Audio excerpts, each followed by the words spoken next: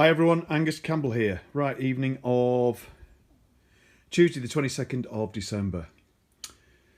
So, it's been over a week now since I posted the last video. And that's because I've been contemplating the position, shall we say. One, with respect to ensuring that we can try and time this up properly, cam timing wise. And secondly, just to make sure we can turn the engine over cleanly. So, excuse me, the first thing that I did, looks a bit dark in here tonight, but anyway, the first thing that I did was go back to the cam timing to check the lineups on the idler gear, which is the top one down here. And I did find that that was one or two teeth out, probably two. No big sweat, but it would make a difference to the running. And then once I'd corrected that, double checked it again, then what I started to do was I put some oil in the gearbox, some in the primary drive, and some into the rocker boxes, so it could drain out down the cam tunnels, oiled up the chain, etc., and started gingerly turning the motor over gradually, checking the position of the pistons and the position of the cam lobes on the inlet and exhaust, just to make sure there wasn't any risk of valves hitting pistons. And that was going okay. But then I got to a point where the engine, I mean the engine's tight anyway, which you'd expect because it's never been run. But the crankshaft appeared to be getting to a particular point where, you know, it wouldn't turn, and I obviously didn't want to put much force on it, even though I was constantly checking cam lobes and pistons and valve openings. Anyway, to cut a long story short, it always appeared to be a position where one of the exhaust valves was sort of almost open, 3/4 open, and then it would sort of stick. So what I did last night, as you can see, is I took the cam chain off, and then I've got like a small chain wrench that I could put onto the cogs, sorry, the sprockets, I suppose, and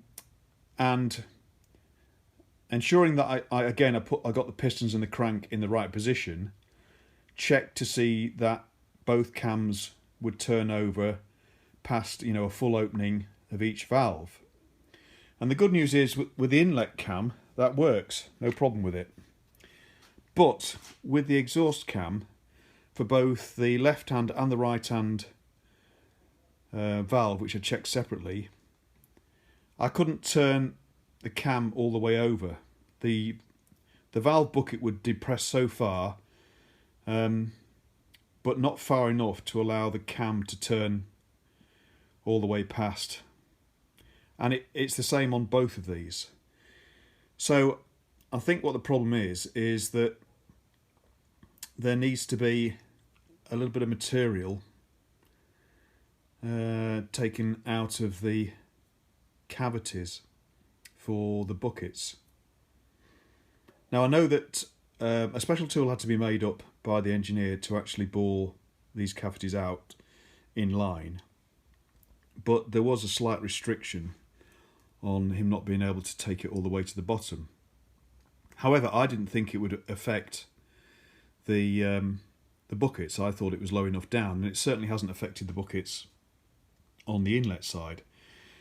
So it's a little bit of a mystery, but unfortunately the way that we're going to need to deal with this is, yes, I can take the buckets out with the head on, but obviously I want to remove the valves and check these out properly.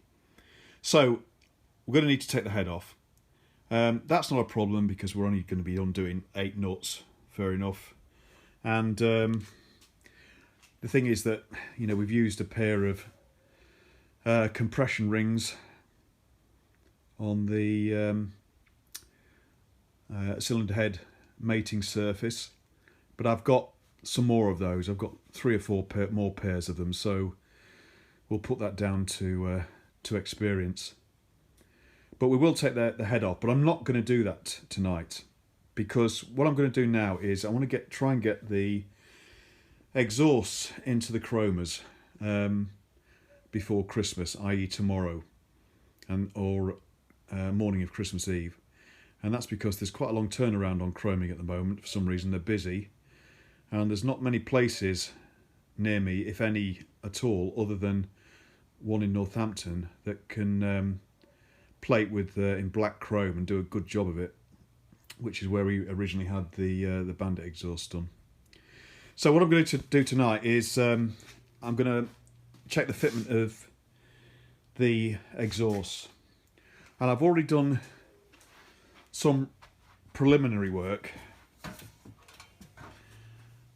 and what it probably means is, firstly, that on the main silencer unit, this top bracket here from this angle needs moving down slightly and probably needs turning around so that the groove is the other way around, such that it slides in from the top in this from this angle rather than the bottom, and slides into the groove rather than towards the exit of the groove, which I'm having to do at the moment. So we need to just slightly address that. So that means just grinding off the 4 tack welds and just repositioning it, which is no sweat. And then to get the pipes on, what I've found is that, unfortunately, when these have been made up, you can see there's quite a lot on the flange there, where the flange is welded on. There you go, that's a better position. There's quite a lot of weld on there, and we need to grind that flush.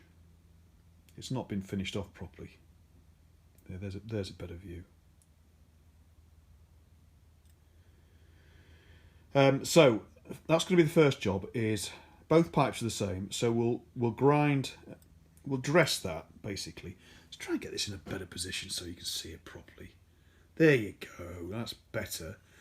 So that needs dressing so that the clamp,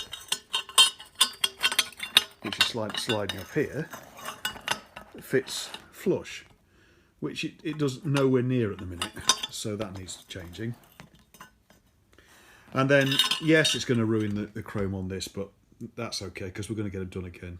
And that also means that where there was an incorrect welding of a nut there to mount the chrome guard, we can dress that up properly as well and finish that off and leave that blank. So we'll do that first, and then we'll put the pipes onto the head, and no doubt they might need, a little persuasion to go into the right position. And as you know, the small special studs arrived the other day, so we know we're all ready for the clamps at this end. And also we've got they're like a composite sealing washer that goes between the pipe and the head to seal it. So it's quite a good system, very positive. Other thing that I've done is I've swapped out those 2 small Allen screws here for the proper set screws.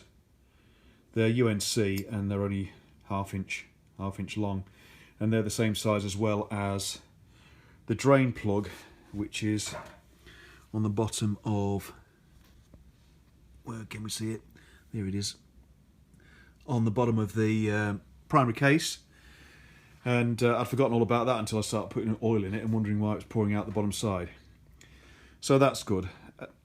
But the other news is that there's oil in the engine, gearbox, primary case, bit in the bottom of the crank, and it doesn't appear to be weeping out anywhere. But I have a feeling, though, that when we do start this, then where the culprit's going to be is the oil pump here, because although it doesn't look as though it's flush, but it's tight, and there is a gasket at the other end of the oil pump, and there is also an O-ring at this end as well, but they're in my experience they're notorious for leaking, so we might have to reseat that, but that's the only place at the moment. So let's get on with the exhaust after that 10-minute ramble.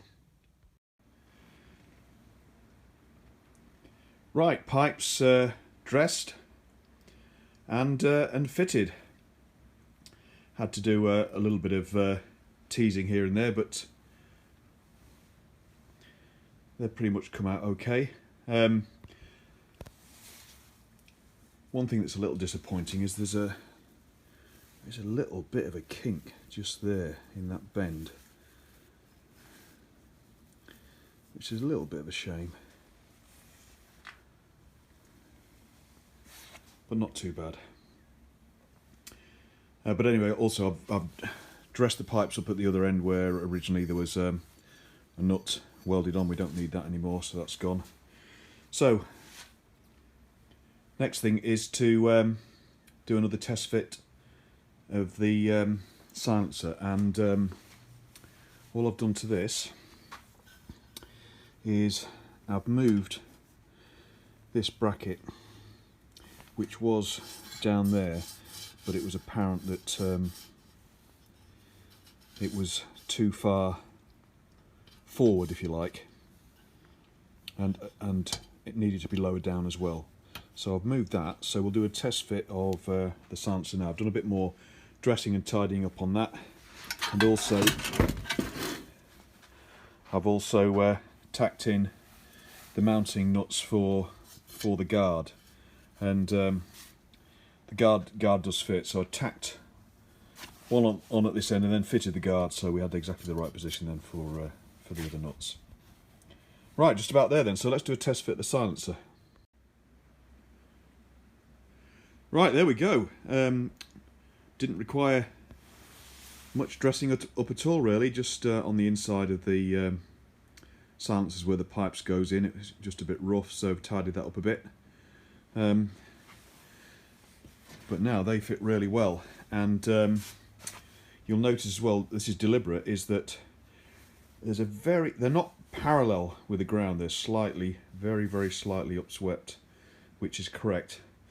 But with the way that we've done the brackets now on the silencer, and the fact that they fit to slots that we've welded to the silencer, it means they're adjustable anyway, so we can adjust the height of the main body. All we need now is just the correct length bolt, and also just a spacer here, piece of cake. And you'll notice now that other bracket, that's on its slot, if you like, so it is adjustable, but you can see we've adjusted it up so it's actually perfectly in line now, ready for a loop just to go around the frame, and that's exactly how it's supposed to be. So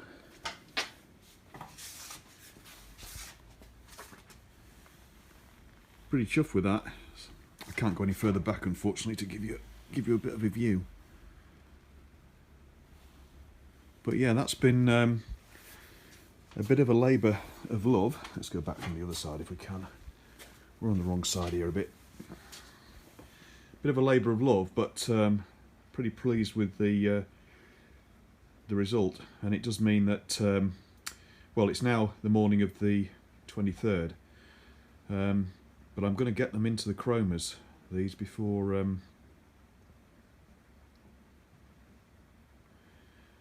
Christmas. Try and get them in this afternoon. Actually, I've just had a look, just looking at the mounting nuts for the chrome guards. I'm just going to make sure they're in the right position. One of them looks a little bit low. So let's just fit the chrome guards now onto those welded nuts on the silencer and see where that fits. Well, all good. So you can see the chrome wire guards fitted on the silencer end anyway. On the front end here we've got the loops that we put around the pipe, so you do all that when you fit them up, and that's how those attach to those are slide on loops, screw into the loops. That's easy enough. Done all that before, got the kit, just got to drill the loops, that's all. So, another job done. Right, do a bit more dressing up, degreasing and stuff, get them down to the chromers this afternoon, and we can then focus back on getting that head off and sorting out the exhaust. Yeah, that's right, the exhaust buckets. Make sure they're moving full travel in their cavities, which they're not at the moment. Right, over to the chrome as it is. Right, back from Northampton, absolutely lashing it down. But anyway, booked the items in for chrome plating. So black chrome, pipes and silencers, and also I took the bracket for here for bright chroming as well.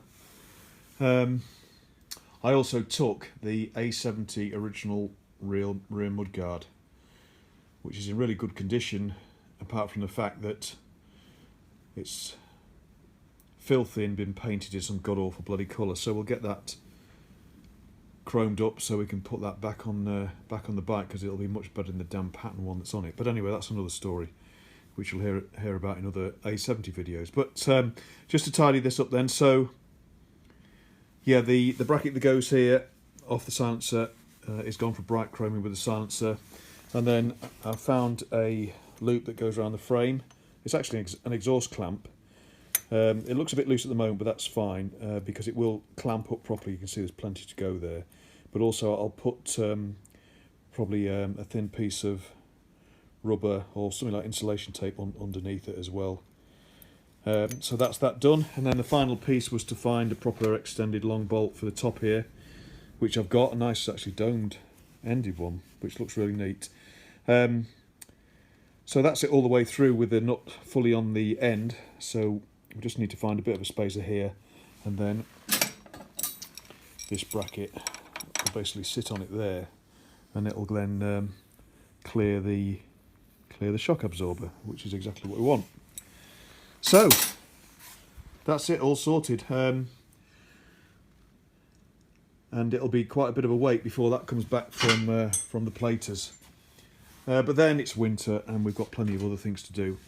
And the next thing will be to take this off. So it's a bit of a mess over here at the moment because sorting out bolts and stuff, but we'll clear the bench out. And the next job over Christmas week, we'll be getting that head sorted out and back on. So everyone, so that just leaves me to wish you all a very merry and healthy Christmas.